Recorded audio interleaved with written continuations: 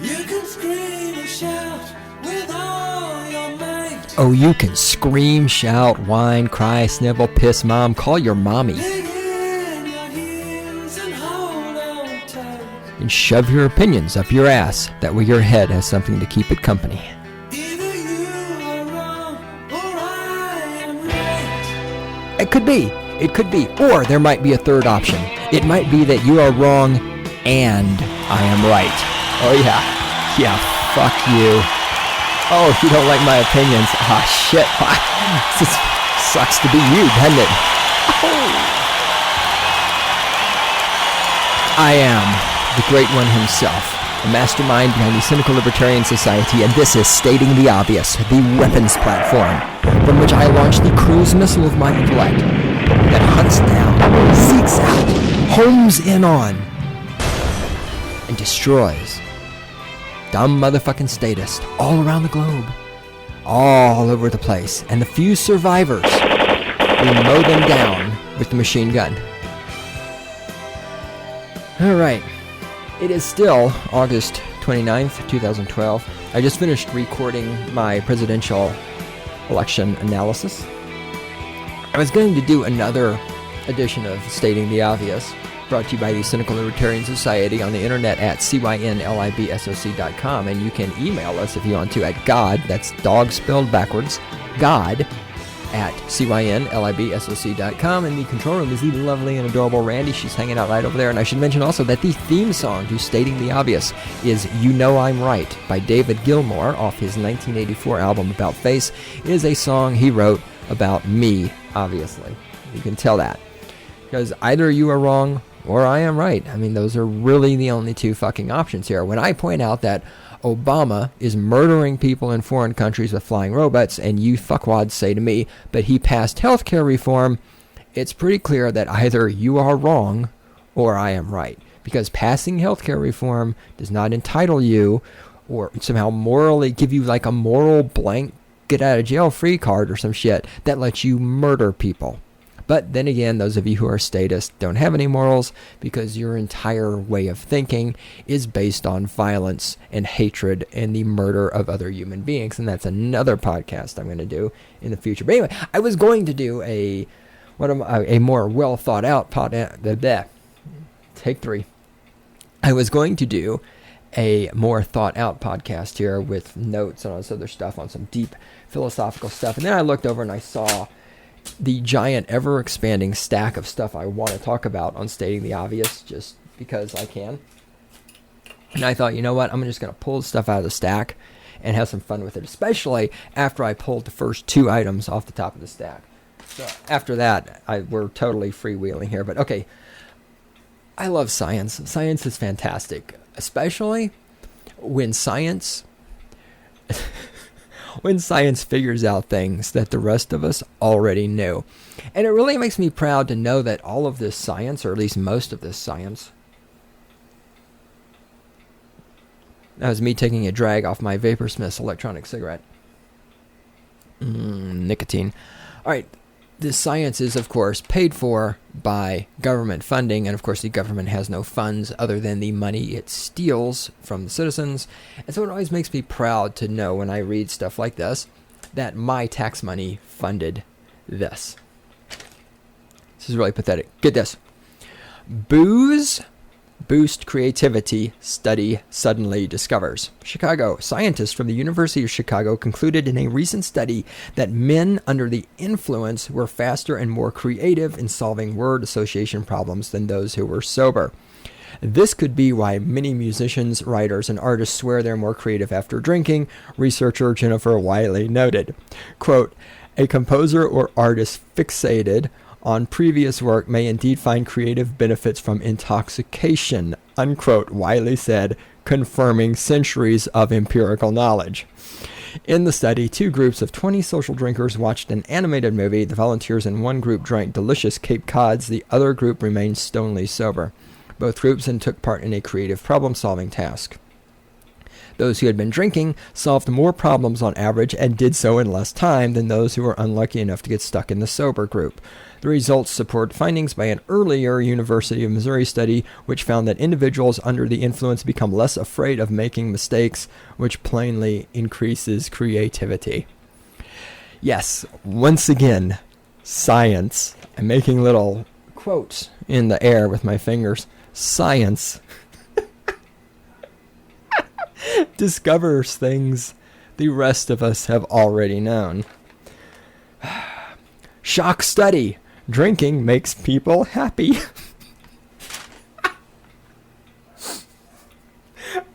I can't make this shit up, man. I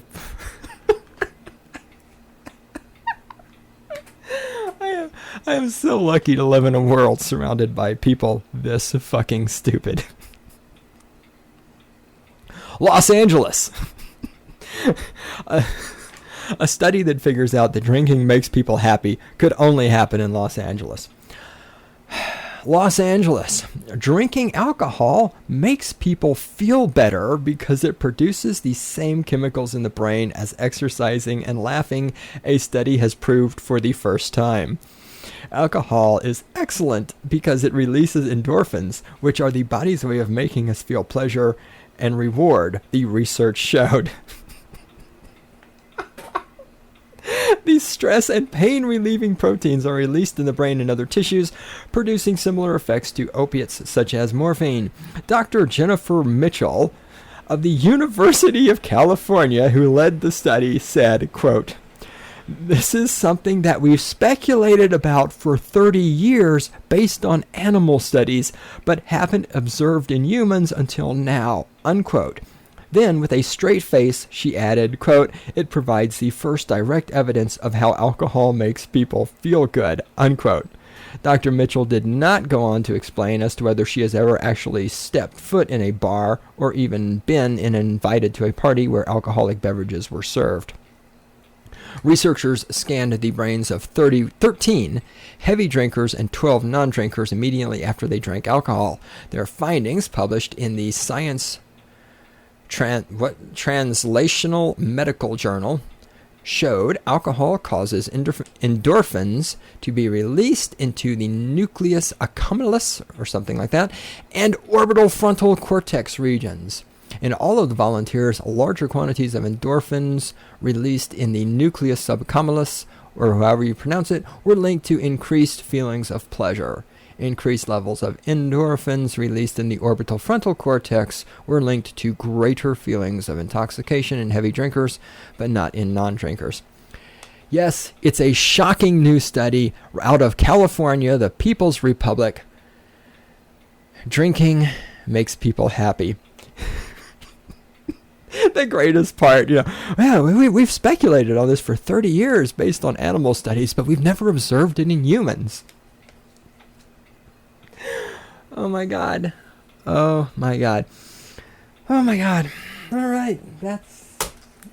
How can you not appreciate science and statism and the public funding of science after that? Now, there are things that you can appreciate if you listened to the previous edition of Stating the Obvious, 110, where I talked about the presidential elections for 2012.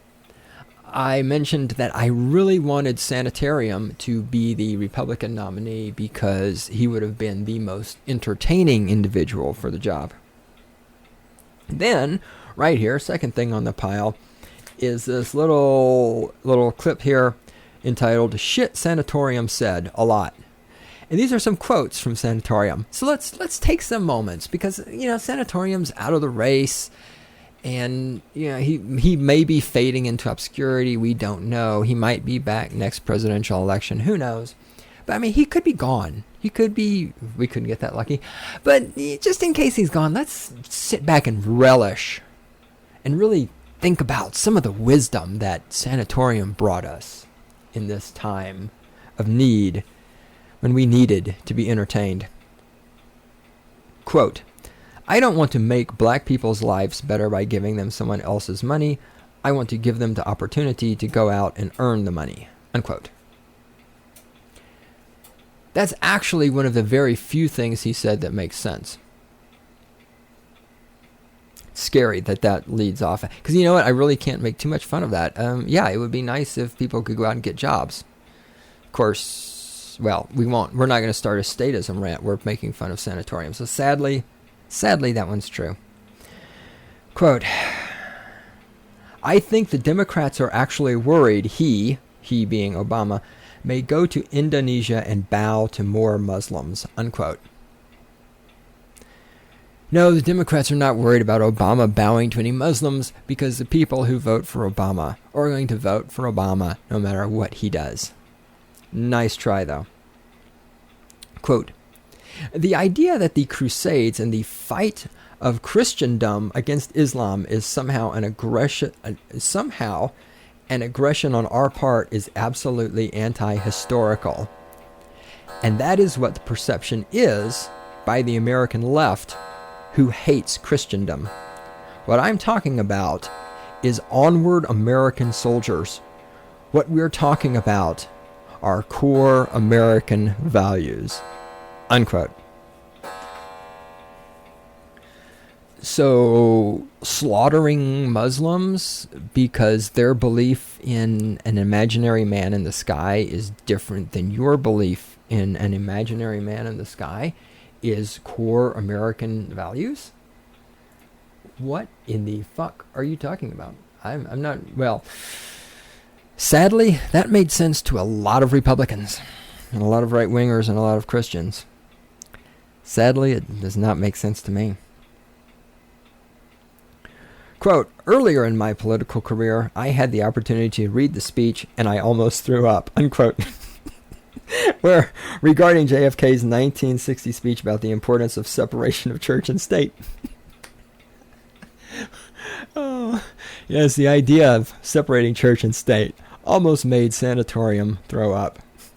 Too bad he didn't throw up. That would have been entertaining, actually. Would have been all over YouTube. Would have gotten lots of hits. I could be doing something with that in the video editor. That'd be hilarious.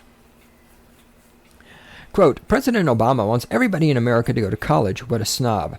Oh, I understand why he wants you to go to college. He wants to remake you in his image, unquote. President Obama wants everybody to go to college because college is an indoctrination camp. It's where you're taught that global warming is caused by Republicans and that the economic crisis is caused by Republicans, and that racism is caused by Republicans, and that sexism is caused by Republicans, that homophobia is caused by Republicans. The Democrats, they want you to go to college because that's where they indoctrinate you with your dumbass beliefs. The Democrats, if I got that wrong, the Democrats want you to go to college because that's where they indoctrinate you with their dumbass beliefs. The Republicans want you to go to God, take three. The Republicans want you to go to church because that's where they indoctrinate you with their dumbass beliefs. Quote, is anyone saying same-sex couples can't love each other? I love my children. I love my friends, my brother. Heck, I even love my mother-in-law. Should we call these relationships marriage too? Unquote. He tried to make a funny. Heck, I even love my mother-in-law. Sanatorum. That's so funny. Slap your knees. That's great. That's so funny. Oh, he made it funny. Okay.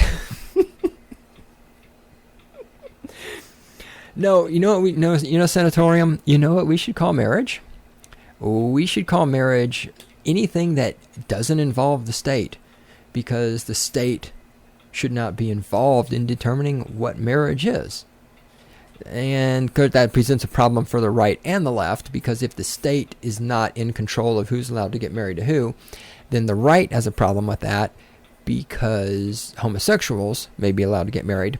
And the left has a problem with that because Mormons and other people who are into group marriages would be able to marry more than one person. And for both of these groups, their hatred of people who are different than them is so intense that they believe the state needs to control marriage so that those people they hate can't have freedom.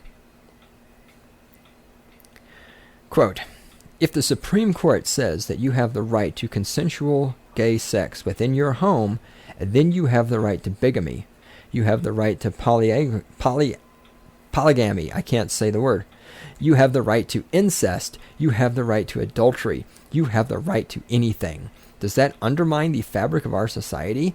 I would argue, yes, it does. That's not to pick out homosexuality. It's not, man on child, man on dog, or whatever the case may be. It is one thing, unquote.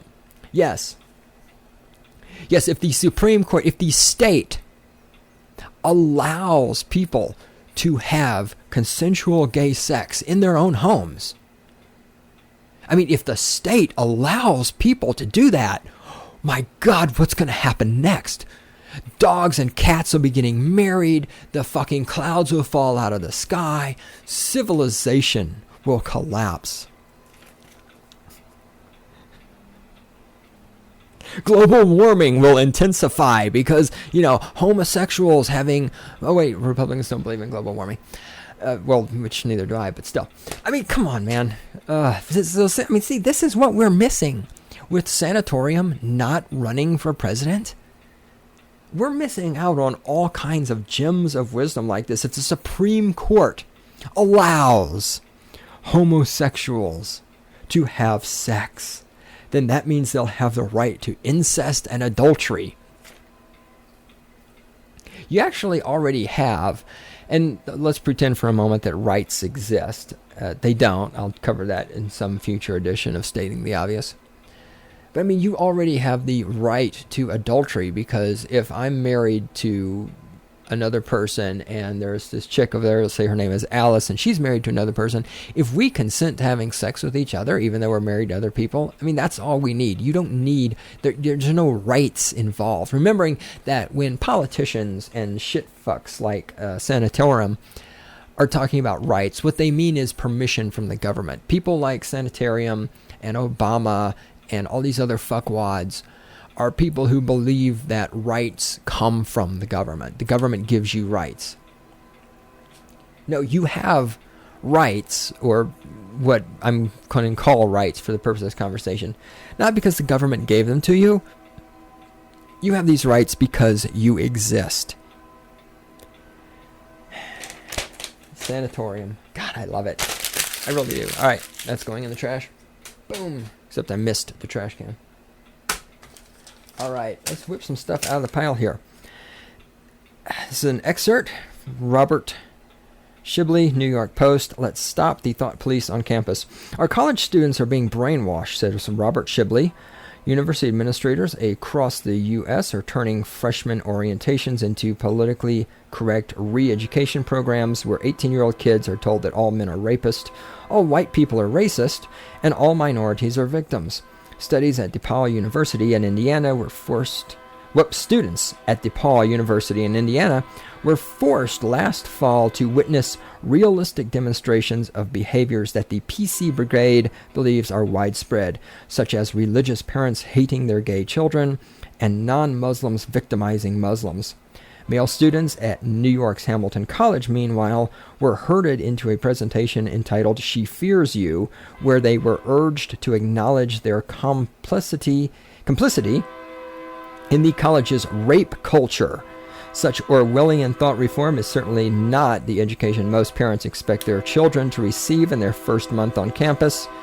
So warn your children to avoid college-sponsored indoctrination and remind them that they are free to make up their own minds about such complicated issues as race, sexuality, and religion.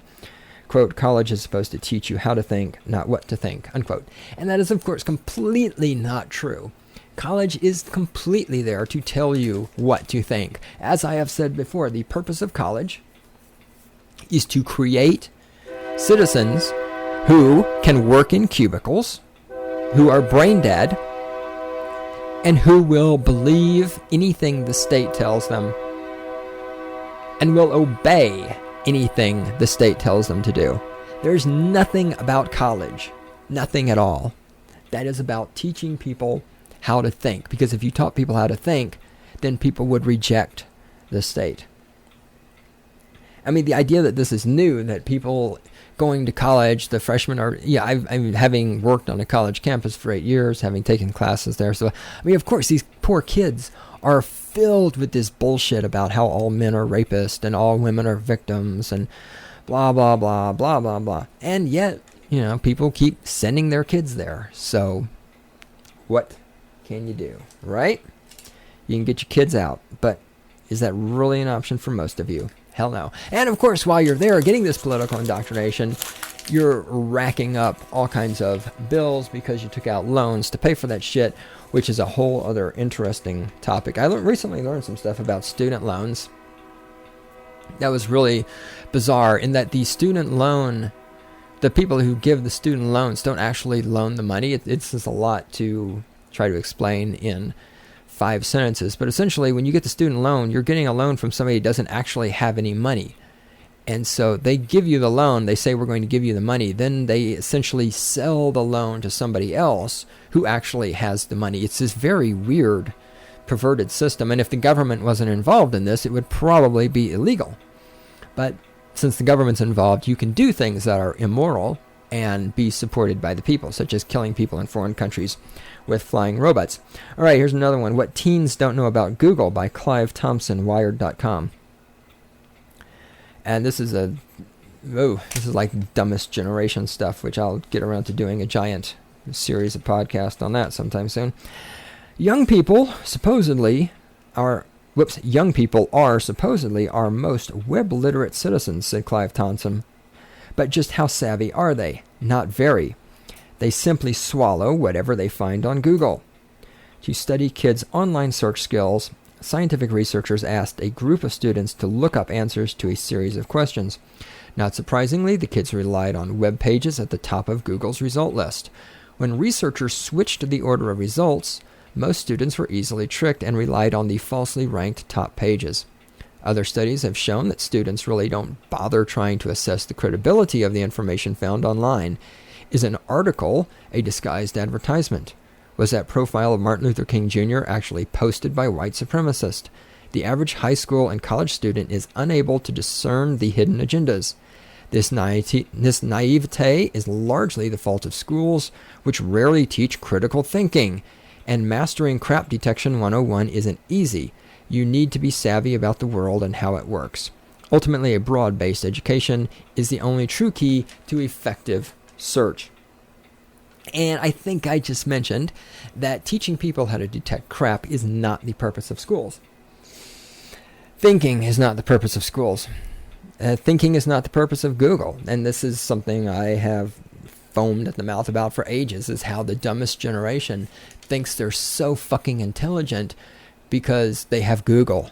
I have access to all the knowledge in the world. I can type something into Google and get an answer. No. You get the answer Google chooses to give you. And remember, Google is a corporation. And remember, we hate corporations, right? Corporations are evil. Well, except for Apple, and except for Google, and except for Facebook, and except for the corporations that make all the stuff that I like. But other corporations are all evil. So Google controls what you see if you use their search engine to find everything you see. And yeah, the ability to read the information and process it and try to determine, okay, is this information coming from some kind of bias or slant, or what's the subtext here? No. Most of these people in the medicated generation don't have that ability because they have no fucking attention span. If anything more than 140 characters or 20 seconds, and they can't cope with it. They just become overloaded and they shut down because they've never been taught how to think, how to analyze things, how to mull things over and process it and determine where the fuck it's coming from. There we go. And I've read about these studies before too, where the people do the fake Google thing and they put information at the top of Google which is actually, completely factually wrong. And yet the medicated generation people will still believe that the factually wrong information is the right information because, as far as they're concerned, it came up as the number one thing on Google. And when you put that much faith in a corporation to tell you what is the truth. Not only, is their truth in an objective sense, their truth with a capital T is not only being determined for them by a corporation, it's being determined for them by a corporation that tracks their internet history, reads their emails, and uses this to target advertising at them, and a corporation that keeps the way this Google search engine works to be a secret from everybody so that nobody actually even knows exactly how the number one ranking in Google becomes the number one ranking. And I mean, that sounds to me a lot like a religion. Well, yeah. But Randy's arguing. No. Oh, horse shit. Whatever. Whatever. No, why? Why do you say that? Okay. Here's why I say it's like a religion. In a religion, you're just told bits and pieces from whatever holy book or whatever, and this is given to you by the priest. And you don't really have access to where all this comes from or what the background is or anything else. Google, same way. You put in some information, you get something back from the priest, from google.com is the priest. You get this information back, and you don't really know where that information came from. You don't know how the number one ranking became the number one ranking. And so and especially since people using Google, it's like my example I usually use. If you want to know what is the gestation period for a whale, for a blue whale, so you type into Google gestation period for a blue whale, and you look at the first link and you find something and it tells you it's X number of days or whatever. Okay, so now you have this one isolated piece of information, but you don't actually know anything about blue whales. You just have one tiny little piece of trivia isolated from the rest of the world. You're not any smarter. You don't have an understanding of blue whales now. And religions work the same way. They feed you these bits of their holy text because certainly they don't want you to read the entire text. There was a thing on Facebook the other day about, it was one of those all funny pictures about how is it that atheists can remember all these quotes from the Bible. And I had reposted it, and I put on there something to the effect of, it's because atheists are the only people who have actually read the Bible from cover to cover, because you can't read that entire book and still continue to think that every word in there is the literal truth. Right? And so the leaders of religions don't want you to read the entire holy book, whatever it is, the Quran or the New Testament or whatever the Mormons, what's the Mormon book? I can't remember. Or the Bible, whatever. They don't want you to read the whole thing, because if you read the whole thing and critically think about it, you're probably not going to believe it anymore unless you're really stupid, which most of you, of course, are. That's why you're statist. All right, let's move to the next one. How morality became obsolete. David Brooks, New York Times. If it feels right to me, then it is. That, said David Brooks, pretty much sums up the moral philosophy of most young Americans who have grown up unmoored from any cultural or religious framework for knowing right from wrong. In a depressing new book, Lost in Transition. Lost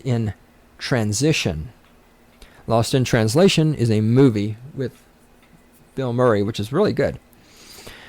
Lost in Transition, a group of sociologists documents how people in their late teens and early 20s have come to view moral choices as just a matter of individual taste and seem perplexed when asked to make judgments about behavior that earlier generations would have clearly labeled as wrong. Cheating on tests, infidelity, drunken driving. In interviews, young people say the decisions about such behavior are up to the individual. There is virtually no sense of any overreaching value system or obligation to society or to others. Quote, I guess what makes something right is how I feel about it, unquote, is a typical refrain. From this, we can only blame schools, institutions, and families. From blind deference to churches and authority, our society has swung to the other extreme, and now morality is purely something that emerges from the privacy of your own heart. Now, this is hilarious because no matter how you cut it, all right-wing statists are going to say, well, morality has come from religion and society and blah, blah, blah. And of course, left-wing statists are going to say that morality has to come from democracy and the government and blah, blah, blah. And of course, those of us who are not stupid and are not statist look at both sides of this and just laugh, because morality comes from property rights and the non-aggression principle. And so it's simple. If you are not initiating aggression against another person, then you are not doing anything that's morally wrong. And I always enjoy watching the right-wingers on their little culture or morality wars, rather, about, oh my God, these people, it's just like if the Supreme Court allows people to have homosexual sex in the privacy of their own homes, then we're going to be just, incest is going to be everywhere. I mean, yeah, there is a slippery slope. But again, all of this can be solved by simply explaining to people and teaching people the concept of the non-aggression principle, which is never I'm going to talk about this in a future podcast. I'm just going to touch it now, though. Touch it. Hey, baby, you want to touch that? I'm going to touch it right now. In all of the philosophy classes that I took at college level, from 100 level all the way up to 600 level classes, the non-aggression principle was never mentioned, never taught, never came up. All of those philosophy classes, all the classes I've taken about morality and ethics, all the poli-sci classes, all of these things are all about seeking out, under which circumstances is it okay to kill other people? Under which circumstances is it okay to steal property from other people? Under which circumstances is it okay for the majority to dominate the minority? There was never anything about it's always wrong to initiate aggression against other people. And then we wonder why these kids today have no fucking morals. I mean, they have no fucking morals. They have no sense of ethics. They have no sense of responsibility. They don't know right from wrong because they've had 12 years of public education in a system which is there to teach them and prepare them to work in factories. Then they go into college where they're taught how to work in cubicles, and they're told what to think, and they're told that Republicans and religion are the cause for everything that's bad in the universe. And not saying that Republicans and religion are not responsible for bad things, but they're not responsible for every bad thing in the entire fucking history of the world. And they're taught that all men are rapists, and they're taught that all women are victims, and they're taught this bullshit about how women make 77 cents for every dollar a man makes, which isn't true. And they're completely fucked. And then they're told, but then it's okay to kill people in foreign countries with flying robots if you passed healthcare reform. So they're stupid to begin with. And then you put them in a system that constantly seeks out ways via the poli-sci classes, via the philosophy classes, which is constantly going out and trying to justify the murder of other human beings. You can't go into a philosophy classroom on CSU campus and say, I want, because they come up with all these stupid things like, well, so there's a train running down the track and it's run away, and you can send it down one of two things, and they'll run over 10 people here or one person there and all this other shit. And we'll spend hours in a philosophy class discussing some bullshit like that. But if you went in there and said, I'd like to discuss the moral and ethical implications of murdering people in foreign countries with flying robots that have been built by the military-industrial complex and paid for by stealing money from the taxpayers, you would get shut down in a fucking heartbeat. You would be physically removed from that classroom. And so this is why the stupid motherfuckers in the medicated generation, by the way, if you don't know who I'm talking about, the medicated generation is people under the age of 30. This is why the stupid motherfuckers in the medicated generation don't have morals. Their entire life has been them being exposed to people justifying the state murdering people. Well, of course the war on drugs is okay. Of course we can kill people and imprison people for having marijuana because drugs are bad. And so, shit, if you can murder people for having marijuana, a fucking plant that grows in the ditch, on what argument are you going to sit around and say that other things are wrong? You can murder people for having a plant, and that's perfectly okay. How are you going to say that having sex with somebody else's wife is morally wrong? And I personally am not saying that, but conservatives want to make that argument. And remember, these conservatives are saying people who support the war on drugs. So we are the conservative Republican Party, the Christian right. We're going to go out and we're going to fucking shoot people for having marijuana, and we're going to take people for having marijuana, we're going to put them in prison where they get raped by other men. And we're going to say that this is okay. We're going to teach people this is a great, wonderful thing that's making our society a better and safer place. And then we wonder why kids don't think that having sex with somebody else's wife is morally wrong. I mean, shit, if murdering people for having a plant is morally acceptable, how in the fuck can sticking your dick in a woman who wants your dick inside of her somehow be morally wrong? Think about it, you dumb fucks. What's this? Holding it in. By the way, I'm flying completely blind here, just so you guys know. We're back to doing stating the obvious the way it should be done. No notes, no preparation. Just pick stuff off the pile, read it, and go. Because after having just done one where I actually had notes, I felt the need to fly by the seat of my pants. Holding it in, after Evergreen Park High School in Illinois announced that students would be allowed to leave class to go to the bathroom only 3 times per semester, students who need to pee more often will have to make up class time after school.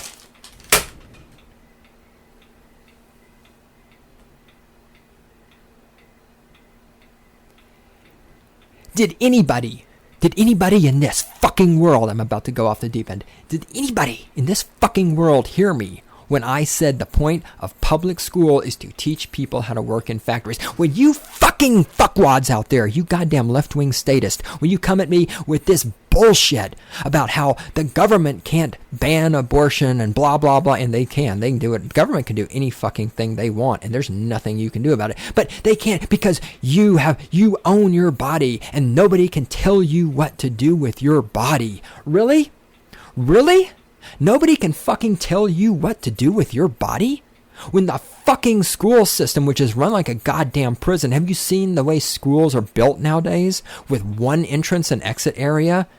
And fucking metal detectors and guards and identification cards and key card systems. When the fucking schools, which are nothing more than prisons where children are filled with bullshit and taught how to work in factories, are places where you can't go take a fucking piss without permission. And you're gonna fucking tell me that you own your body? No, you goddamn stupid fucking left-wing fuckwad. You do not own your body. The government owns your body. The state owns your body. The state tells you when your body can urinate. The state tells you that your body has to have a seatbelt on it when it's in a car. The state tells you that you cannot put marijuana into your body. The state owns your body. And if you believe that shit coming out of your mouth about how nobody can make abortion illegal because you own your body, you are fucking stupid. If you think in our society you own your body, you are a dumb motherfucker. Take your body out and get a job without your body having a 9-digit identification number that has been issued to it by the government. You can't do it. The government owns your body. And every time I hear, and you really don't ever hear this from right-wing fuckwads, because right-wing fuckwads believe that God owns your body or something like that. Or a lot of right-wing fuckwads are very open about the fact that the government can tell you what to do with your body. But you fucking left-wing statist and this I own my body shit. And then, no, owning your body requires property rights. And it requires adherence to the non-aggression principle. 2 things that you routinely reject. Left-wing statists completely reject property rights. Left-wing statists completely reject the non-aggression principle. And yet you want to sit here and say, I own my body. No, you don't. The government owns your body. When the government can tell you when you're going to go to the bathroom and limit the number of times you can go to the fucking bathroom. I mean, what can be more degrading? What can be a more degrading way to treat a human being than to control when they're allowed to piss? And this is the public school system that's so fucking wonderful and needs more money. Why, we just need more money in the public school systems because they're doing such a great job of educating our children. The children who are so fucking stupid that they mindlessly believe whatever shows up on Google. Yes, oh yes, the public education system. It's so wonderful. It's absolutely fucking degrading, and it's sick. And it's the reason why people in this country are becoming stupider and stupider every fucking day.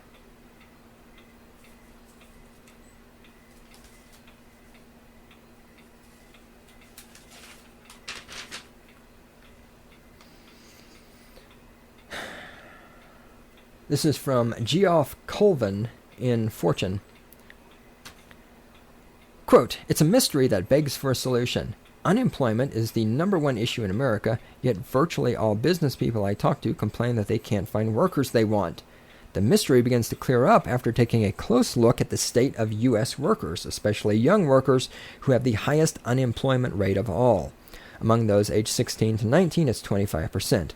The harsh reality is that even when jobs are available, many of the job applicants aren't ready for them. They aren't getting hired because they often aren't worth hiring. Nobody wants to talk about this now because it sounds like blaming the victim, but it's also important not to ignore this factor just because confronting it is painful." Well, again, I mean, when these kids, when their entire educational process has consisted of 12 years of, repetitive bullshit in high school, coupled with only being allowed to go to the bathroom 3 times a day, and then they go into college and basically they're just told, well, these are the circumstances under which liberal Democrats can murder people and Republicans cause global warming. And, if Sarah Palin becomes president, she's going to outlaw abortion and we're all going to die. And I mean, then these people go out. I mean, who's going to give these people a job? What are they going to do in a business environment where the point of a business is to create wealth, and you create wealth by providing some kind of service for somebody else, whatever that service may be. So you get somebody who comes out of college and all they know is hating Republicans and protesting and, voting for Obama and murdering people in foreign countries and that drugs are bad and okay. I mean, what skills do these people have? These people who graduate with, philosophy degrees. I mean, I love philosophy, but a philosophy degree is useless. I've seen it. And these people who graduate with, underwater basket weaving and these like ethnic studies and, journalism. Journalism fucking cracks me up. I mean, seriously, a fucking degree in journalism. How much degree do you need to go out and ask people questions and then accurately write down? You think journalism, you're supposed to report on things. So you go outside, you see, Obama came to campus yesterday. So you write down, President Obama came to CSU campus on the 28th of August, 2012. His speech started at this time and approximately this meeting attended. And these are some things he said. I mean, how do you need 4 years of college to be able to do that? What did they learn for 4 fucking years? Not very much. I mean, a degree in journalism, how fucking worthless can that be?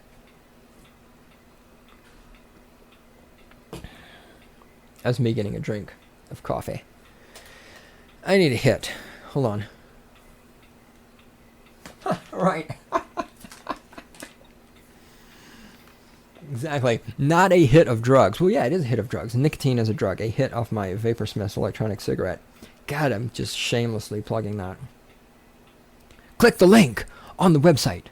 Dun, dun, dun. All right, I'm going to skip that because I don't have anything highlighted. Because I need highlighted stuff. Here we go. I'm semi-prepared for this because things are highlighted. This whole pile must have been like making fun of the medicated generation. Because sometimes I have these things sorted and I don't realize it. This is awesome. This is from a magazine This Week, which is one of those communist news magazines. They're all communist news magazines. Where are we on time, Randy? Thanks, great. This is hilarious. The headline is, "Why Teens Get Pregnant." Well, probably they get pregnant. Why? The same way adults get pregnant and old people and animals and everything else. It's called sex. You see, the man takes his little penis and he sticks it in the woman's vagina. All right, seriously, let's read this. A startling number. I'm startled. I'm so startled. Sorry, South Park reference. A startling number of American teenage girls hold erroneous ideas about sex and pregnancy, which may explain why the U.S. rate has the highest teen pregnancy rate in the developed world. Researchers from the Centers for Disease Control and Prevention surveyed nearly 5,000 teenage mothers and found that only half of them used birth control. Of those who did not, a third said they didn't think they could become pregnant.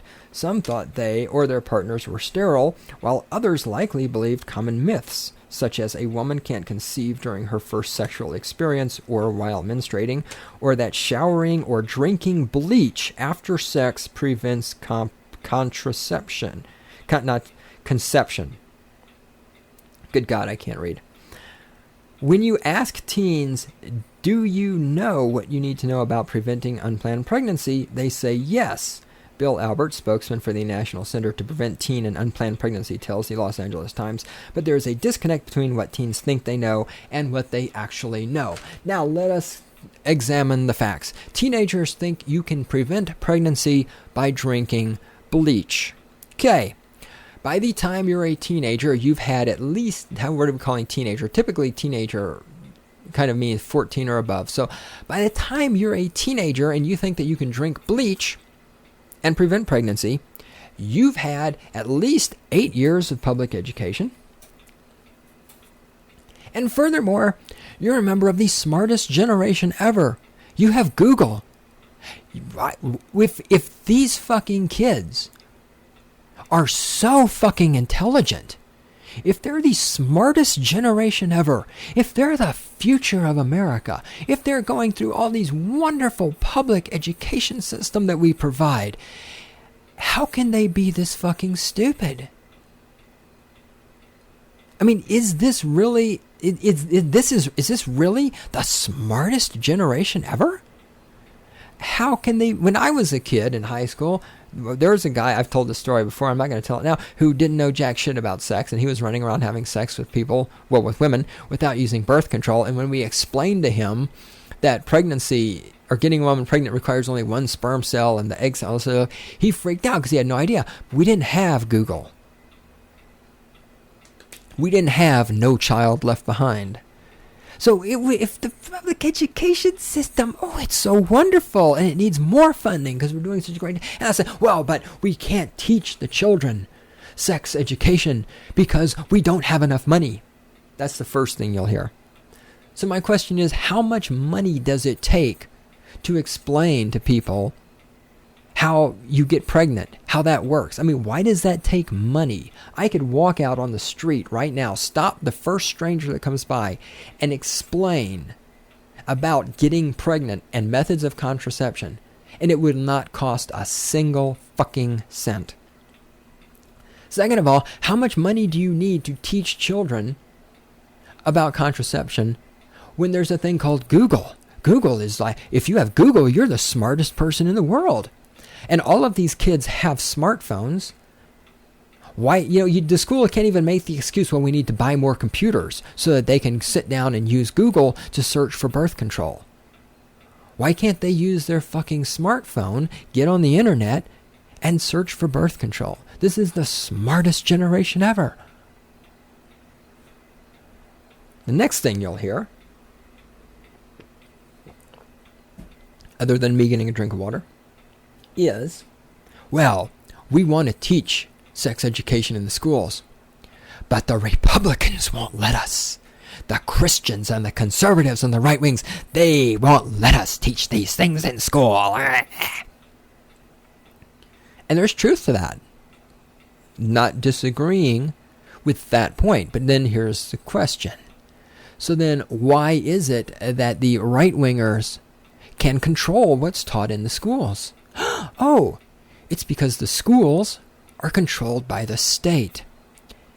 If schools were private, those of you who are left-wing statists who want to teach sex education could just start your own schools and you could teach sex education. And yes, the information would not reach the evil right-winger children whose evil right-wing parents send those children to the evil right-wing schools where they're going to be told shit like there's an invisible man who lives in the sky and the reason for sex is to procreate, and if you have sex without making a baby, then you've sinned and you're going to go to hell with all the fags and all that other stuff. Yes, that's going to happen.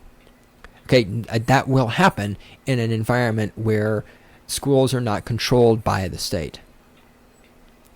So here's your choice. You can have all the children going to the state-controlled schools and being fucked up in the head, or you could have private schools where at least your children go to the school you want them to go to, and they don't get fucked up in the head, but other children get fucked. And again, this is what statism is. It's bringing everybody down to the same level. In a free market of schools, parents could choose the schools they want their children to go to based on what they want their children to based on what they want their children to learn and believe and be indoctrinated with and everything else. The reason statists are opposed to privatized schools is because for those of you out there who are statists, it's not enough for you to fuck up your own child. You want to make sure everybody else's child is also fucked up.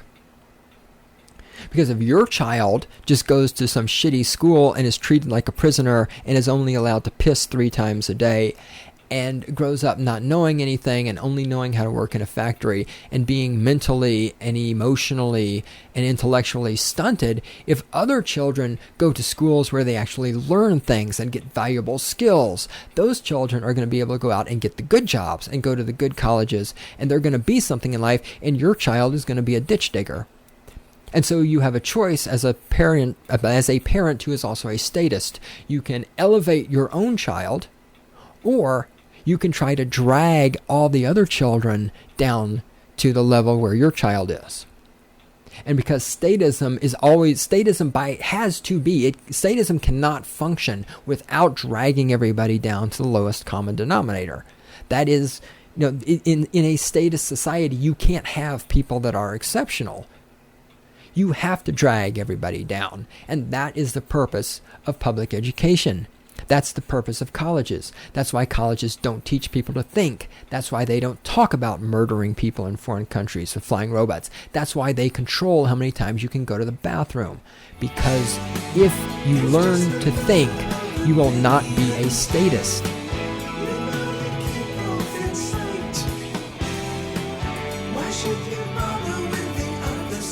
I don't bother with the other side.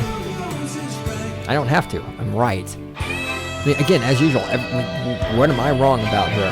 Absolutely nothing. The public school system's a fucking failure. The medicated generation, for the most part, is a bunch of stupid motherfuckers who think you can cure pregnancy by drinking bleach. I mean, are you fucking kidding me?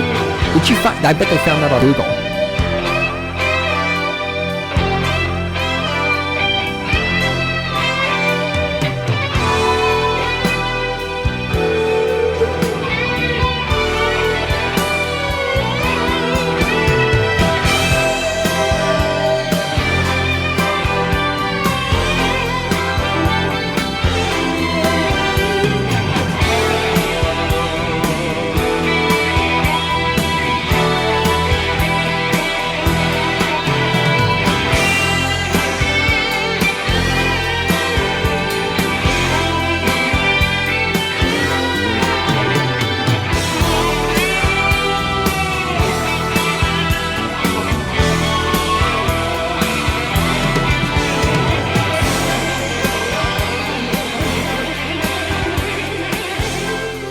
Showering or drinking bleach after sex can prevent conception?